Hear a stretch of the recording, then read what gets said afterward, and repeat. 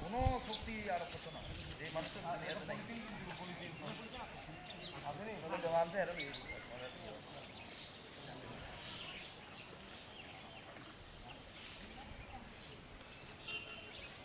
ঠিক আছে, আয়ো আয়ো